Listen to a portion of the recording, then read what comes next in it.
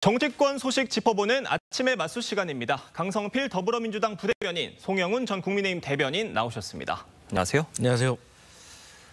김민석 총리 후보자를 향한 야권의 공세가 거세지는 가운데 김 후보자는 유튜브 방송에 출연해서 의혹에 대해 직접 반박했습니다. 목소리 들어보겠습니다. 영수증 처리는 당연히 그런 경우는 중앙당에서 해줘야 맞죠. 정치검찰이 이렇게 저렇게 하고 뭐 장난을 친 거예요. 중국에서 뭐 공부하고 이런 것이 어떻게 이게 가능했냐. 월수금에 아침 회의를 하고 7시 회의를 하고 8시, 9시 비행기를 타고 왔다 갔다 일주일에 한 2번씩 왔다 갔다. 그래서 수업을 다 했어요. 다 하고 시험 다 보고. 그러니까 김민석 후보자가 자신을 둘러싼 여러 가지 의혹에 대해서 정치 검찰에게 당한 거다, 부당한 표적 수사였다 이렇게 얘기를 한 겁니다.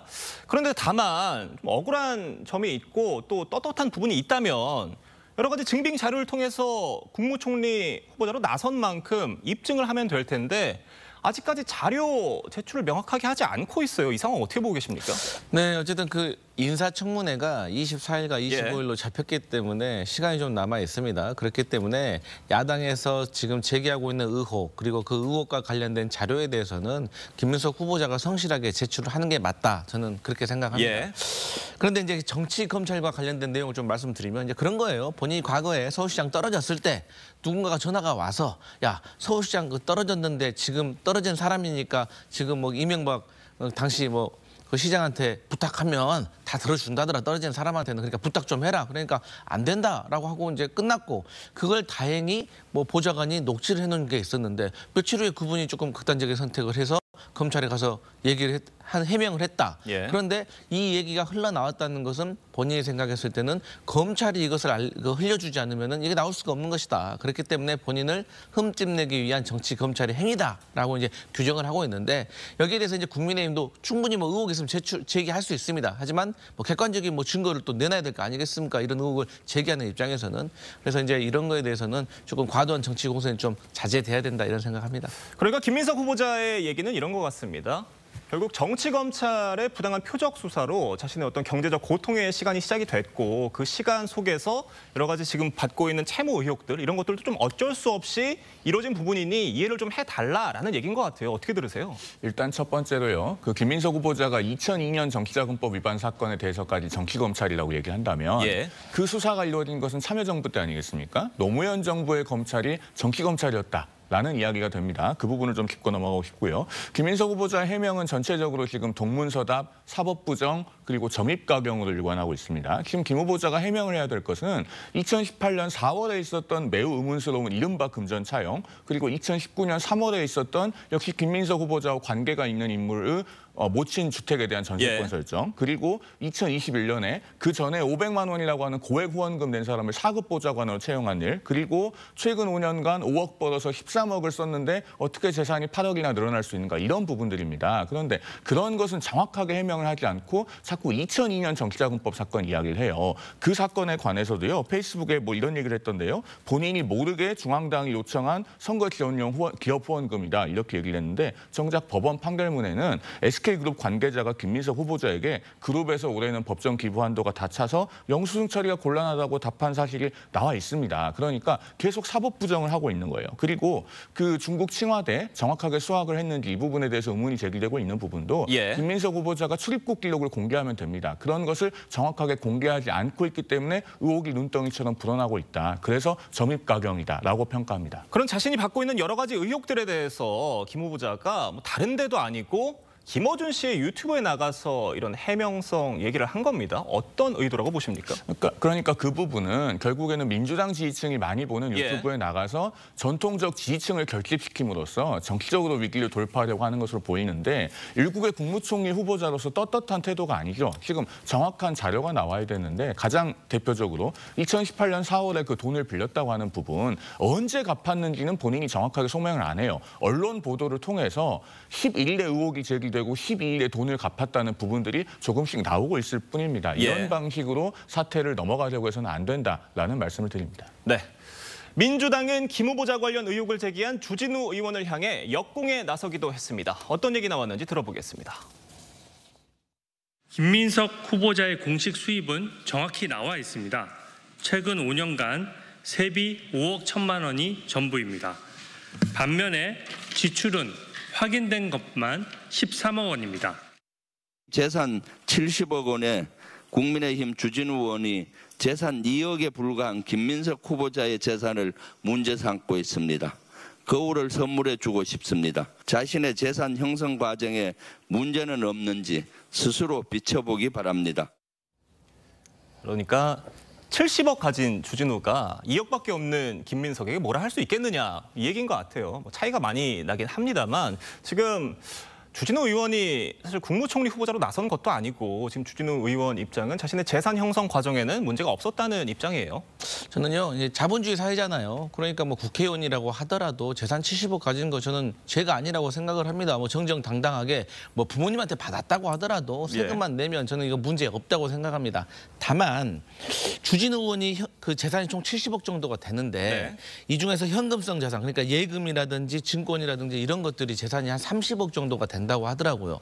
그런데 이분도 개인 간 채무가 2억 8천이 있었어요. 본인께서 1억은 갚으셨다고 하고 지금 현재 뭐 1억 8천만 원 정도 남아 있는 거예요. 쉽게 말해서 제 통장에 30억이 있는데 제가 우리 앵커님한테 2억 8천 빌려가지고 1억만 갚았어요. 통장에 30억이 있는데 그럼 좀 이상하잖아요.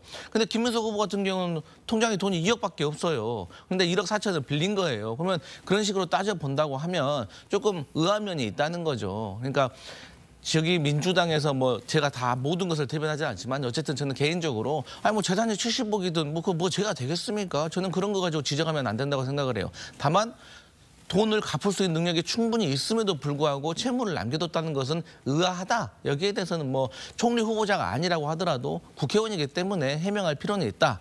그리고 이제 더 중요한 것은 어쨌든 간에 이제 김민석 후보의 의혹이 그런 거 가지고 없어지는 건 아닙니다. 그것은 그거고 A는 A고 B는 B이기 때문에 이제 김민석 후보도 이와 관련해 가지고는 청문회에서 소상히 밝혀야 되고 근데 사실 돈 빌린 거는 이미 저는 다 밝혀졌다고 해명이 됐다고 생각합니다. 네, 알겠습니다.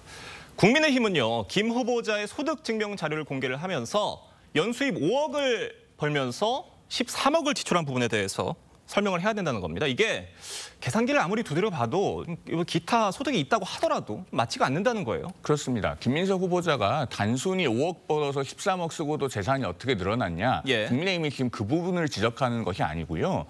그 5년의 기간 동안 2020년부터 2025년까지 김민석 후보자는 내내 국회의원이었습니다. 국회의원은 청렴 의무가 있고 영리행위도 함부로 종사하지 못합니다. 그렇기 때문에 5년간의 수입이 약 5억 1천만 원 정도 되는데 13억 원 가까이 돈을 쓰고 물론 그중에는 추징금을 납부한 것까지 포함되어 있습니다만은 어떻게 재산이 8억 가까이 늘어날 수 있느냐라고 하는 겁니다. 한마디로 하면은 김민석 매직 내지는 김민석판 오병이어의 기적이라고 말씀드릴 수 있을 정도로 납득이 가지 않는 상황인데 이것 계속 해명하지 못하면요. 4가지 중에 하나라는 가능성이 계속 제기될 수밖에 없어요. 첫 번째로 탈세를 했든가. 탈세라고 하는 것은 지출을 부풀리는 방법으로 탈세하는 겁니다. 두 번째로 역시나 탈세인데 수입을 감추는 방법으로 탈세를 했든가. 세 번째로 부정한 수입이 있었기 때문에 그 수입 내역을 공개하지 못한 것이었거나 네 번째로는 공직자윤리법 위반. 그러니까 재산 신고를 허위로 했다. 이 4가지 가능성 중에 어느 하나라도 해명되는 것이 없게 되는 겁니다. 그러니까 김민석 후보자가 성실하게 해명을 해야 될 것이고요. 그다음에 조금 전에 주진우 의원 이야기가 나와서 조금만 덧붙이면은 이 청문회가 김민석 후보자 청문회지 주진우 의원 청문회가 아니지 않습니까? 민주당에서 계속 주진우 의원을 공격할수록 메시지를 반박할 수 없으니 메신저를 공격한다라고 하는 부분들을 국민들께서 계속 생각하시게 될 거라는 말씀드립니다. 네. 지금 여야는 청문회 증인을 놓고 기싸움을 벌이고 있습니다. 어제 인청특위도 증인 채택 합의를 보지 못하고 30분 만에 파행으로 끝났다고 하는데 국민의힘에서는 이런 여러 가지 의혹들을 좀 해명을 하기 위해서는 김민석 후보자의 어떤 자금의 저수지라고 지목이 되는 강모 씨 뭐 불러야 되고 전 배우자도 증인으로 좀 나와야 된다 이렇게 요구를 하고 있는데 좀 합의가 어떻게 될 것으로 보십니까? 그 뭐 강모 씨 같은 경우는 충분히 저는 야당에서 부르자라고 할 수가 있다고 좀 생각을 해요. 근데 인간적으로 봤을 때 이 전처하고 현처를 같은 자리에 세워서 질문한다는 거 이거 상식적으로 맞는 겁니까? 이거 국민들이 다 평가할 거예요. 그렇게 주장하고 있는 국민의힘 의원들 다 부메랑 돼가지고 다 돌아올 겁니다. 아무리 그 정치가 공세가 심해졌다고 하지만 이것은 넘어야 될 선이 있고 넘지 말아야 될 선이 있는 겁니다. 사실 얼마 전에 김건희 여사가 아산병원 입원했다고 하잖아요. 우울증 때문에. 저희 민주당도 할 말 많습니다. 뭐 물론 여기에 대해서 비난하시는 분도 있지만 저는 쾌유하시길 바란다. 쾌유가 중요하다. 이렇게 말을 해요. 왜 그랬겠어요? 여성이고 어쨌든 아프다고 하니까 우리가 정치 이전에 인간적인 도리상 그렇게 얘기하는 거 아닙니까? 그런데 나름대로 저희도 선을 지키고 있는데 여기에 대해서 전처와 현처 헤어진 여자친구를 만나는 것도 사실 불편한 게 요즘 세상이에요. 그래서 전처 현처 부르자고 하는 것은 정말 국민들이 다 평가한다. 국민의힘 다른 거 몰라도 이런 선은 넘어서 안 된다. 이런 말씀 드립니다. 지금 뭐 말씀해 주신 것처럼 뭐 전처를 증인으로 부르는 것에 대해서는 좀 과도하다, 선을 넘은 게 아니냐라는 목소리도 좀 있는 것 같아요. 국민의힘에서 김민석 후보자의 전 배우자를 증인 신청하고 싶어서 신청했겠습니까? 그리고 여당에서 어차피 동의해주지 않으면 증인 채택도 안 될 겁니다. 지금 여당 인청 특위위원들이 다수니까요. 그런데 이 김민석 후보자의 전 배우자에 대해서는 꼭 증인으로 채택해도 채택할 필요는 없다는 것이 국민의힘 인청특위위원들의 공식적인 입장입니다. 이미 그런 입장이 나왔고요. 그러니까 5억을 벌어서 13억을 썼는데 어떻게 재산이 8억이나 늘어날 수 있느냐라는 부분에 대해서 김민석 후보자가 정확한 답을 못하고 있으니까 그러면 아들 유학 비용을 전 배우자가 됐다고 하는데 그 코넬대 유학 비용 낸 증빙 자료만 정확하게 제출이 되면 전 배우자는 증인으로 부르지 않아도 좋다라고 하는 부분을 이미 말씀을 드린 바 있습니다. 알겠습니다. 김민석 후보자가 야당의 공세가 쏟아지는 와중에도 공개 업무 보고에 외신 기자 간담회, 장마 대비 현장 점검까지 나섰다고 합니다. 이게 김 후보자가 지금 국회가 거대 여당이 자리를 갖고 있고 이렇다 보니까 자신의 임명 될 것이다라는 전망 속에서 이렇게 움직인 거다라는 분석들이에요. 다소 좀 오만하다는 지적도 있는 것 같습니다. 맞습니다. 이게 다소 오만해 보일 수가 있습니다. 그런데 이러한 부분에 있어서 국민들께서 김민석 당신 지금 인사청문회도 안 했는데 뭐 이렇게 해도 되는 거야 라고 지적하신다면 겸허하게 받아들이고 자중해야 된다고 생각하는데 전 최소한 국민의힘은 그럴 자격 없다고 생각을 해요. 그 인수위도 없이 출범한 정부입니다. 왜 그랬습니까? 윤석열 대통령이 파면됐기 때문이에요. 그렇기 때문에 총리 자리가 지금 공석이고 또 상황이 지금 급박하게 위기의식으로 가고 있다는 것을 저희 민주당이 느끼고 있기 때문에 김민석 후보자가 어쨌든 총리로서 챙겨야 될 국정이 있다면 지금 또 챙길 수 있고 점검할 수 있는 겁니다. 그래야지 혹시라도 총리가 되면은 업무에 이제 공백이 없는 것이죠. 근데 만약에 총리에서 낙마한다. 그럼 뭐 낙마하는 것이죠. 그렇기 때문에 저는 여기에 있어서 상황적인 조금 배려가 좀 필요하다 이런 생각합니다.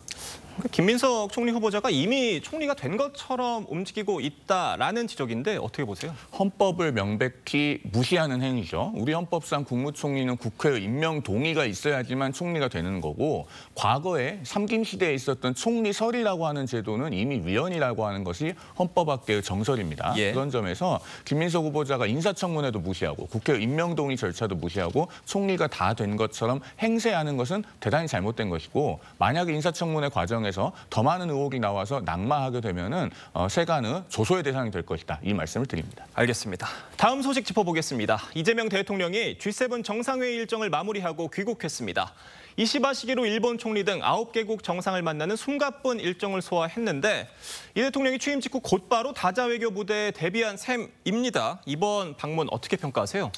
네, 제대로 사실 준비하기도 좀 벅찼던 시간인데 1박 4일이라는 이제 강행군을 한 겁니다. 그래서 그 과정 속에서도 알차게 보낸 것이죠. 9개국 정상들과 양자회담을 하고 확장 세션에서는 이제 에너지 공급과 AI와 이렇게 연계를 해서 어떤 신기술로 연결하는 이런 것에 대해서도 어떤 세계 정상들 앞에서 나름대로의 입장을 밝혔다고 생각을 합니다. 뭐 물론 이번에 미국 대통령과의 회담이 어떤 갑작스러운 어떤 상황으로 해서 그 무산된 것은 많이 아쉬운 면이지만 어차피 또 나토 정상회의란 또 기회가 있는 것이고 우리가 지금 만나는 게 중요한 게 아니라 좋은 결과를 이끌어내는 것이 중요하다. 그리고 한일 수교 60주년을 맞이해가지고 어쨌든 이재명 대통령께서 일본과의 어떤 셔틀 외교를 재개하겠다. 그러니까 이러한 모습들은요. 사실 야당의 걱정을 많이 불식시켜 주려고 노력하는 모습입니다. 그러니까 대통령이 된 다음에 미국 대통령과 통화하고 사실 중국 대통령과 통화하면은 어쩔까라는 야당의 우려가 많았을 겁니다. 그것을 반영해서 협치의 의미로 그리고 걱정하지 말라는 의미로 일본 총리와 먼저 통화를 하셨고 또 일본 총리와의 이번에 만남에서도 상당히 좋은 분위기가 연출됐기 때문에 어쨌든 앞으로 한미 정상, 그 한미 동맹 그리고 한미일 협력이 잘 될 것으로 예상하고 있습니다. 네, 말씀해 주신 것처럼 한일 정상회담은 예정대로 진행이 됐지만 한미 회담은 아쉽게 좀 불발이 됐습니다. 그러니까 이재명 대통령과 트럼프 대통령의 첫 통화가 이재명 대통령 취임 사흘 만에 이루어지면서 뭐 야권에서는 좀 이례적으로 지연됐다라는 평가와 함께 여러 가지 좀 우려들이 나왔었는데 이번에 한미 정상이 잘 만나는 모습이 나와서 좀 그런 우려들을 불식시켜주면 좋겠다는 기대들이 있었는데 아쉽게 된 것 같아요. 그런 점에서 대단히 아쉬움이 있죠. 물론 한미 정상회담이 무산된 것이 우리 측 책임이라고 오롯이 돌리기는 어렵습니다만 그 부분에 대해서 많은 국민들께서 아쉽게 생각하는 것만은 분명할 것입니다. 그리고 이번 G7 정상회의에서 이재명 대통령의 행보를 전반적으로 평가를 해보면은 이시바 시게루 일본 총리와 30분 정도 정상회담을 가진 것 외에는 크게 기억에 남거나 평가할 만한 부분은 없었던 그런 외교 무대였던 것 같습니다. 그렇기 때문에 이재명 대통령이 앞으로 나토 정상회의도 참석을 해서 대한민국 외교의 연속성을 보여주는 것이 대단히 중요합니다. 사실은 대서양 안보와 인도태평양 안보가 서로 별개의 것이 아니고 지금은 전 세계가 연결되어 있는 상황 아니겠습니까? 특히나 중러를 견제한다는 흐름에 있어서는 나토 정상회의나 G7 정상회의나 공통점이 있습니다. 그렇기 때문에 나토 정상회의에 참석해서 대한민국은 역시 자유민주주의의 가치를 공유하고 중러와는 반대편에 서 있는 그런 국제사회의 일원이라고 하는 것을 명확하게 보여야지만 외교적 성과로 연결될 수 있을 것이다라는 말씀을 드립니다. 근데 그 대한민국이 중국과 러시아와 반대편에 서 있는 국가입니까? 거기에 대해서는 저는 외교적으로 조금 차이가 있다고 보는데 어쨌든 이 적대적인 것보다는 어쨌든 같이 공생할 수 있는 방법을 찾아야 된다 이런 말씀 드립니다. 알겠습니다. 다음 소식 짚어보겠습니다. 여야의 새 원내 지도부가 출범한 가운데 이제 시선은 여야의 당권 경쟁으로 쏠리고 있습니다. 민주당은 정청래, 박찬대 의원의 2파전이 예측되고 있는데 정청래 의원 입장 들어보겠습니다. 고등학교 이후에도 우정을 나누는 친구가 생길까 이렇게 생각했는데 국회의원이 돼서 그런 친구가 생긴 거예요. 그래서 뭐 박찬대 의원이 당대표에도 저는 상관이 없습니다. 정청래 의원이 출마를 선언을 했고요. 박찬대 의원의 출마도 유력시 되고 있는데 두 의원 모두 친명계 핵심입니다. 지금 지지층 사이에서는 의견이 좀 갈리고 있다고 하는데 어떻게 전망하십니까? 그러니까 이 두 분의 성향이 너무 다른 것 같아요. 그러니까 정청래 의원은 축구로 비교하면 최전방 공격수, 그리고 이제 박찬대 전 원내대표 같은 경우는 미드필더, 본인이 조금 돋보이면서 이렇게 공격을 하기보다는 패스도 해주고 전체적으로 조율을 하는. 그런데 이 두 분 다 이재명 대표 체제에서 호흡을 맞춰왔던 분입니다. 그런데 이 두 분의 어떤 스타일이 좀 다르다 보니까 이 지지층 사이에서 누가 더 지금 초기 그 새 정부의 초기에 더 적임자인가를 두고 조금 의견이 갈린 것 같은데 저는 선거라는 것은 결국에는 승자가 있는 것이고 패자가 있는 것이잖아요. 그렇기 때문에 서로의 지지층에서는 서로가 지지하는 사람이 더 잘 되기를 바라는 마음에서 조금 주장이 좀 세진 것 같은데 과열돼서는 안 된다. 저는 선의의 경쟁하면 된다 이런 생각합니다. 공격수냐 미드필더냐 이렇게 분석해 주셨는데 어떻게 전망하세요? 일단 지금 민주당 전당대회 상황에서 짚어봐야 될 것은 벌써부터 연판장이라는 단어가 오르내리고 있다는 것이죠.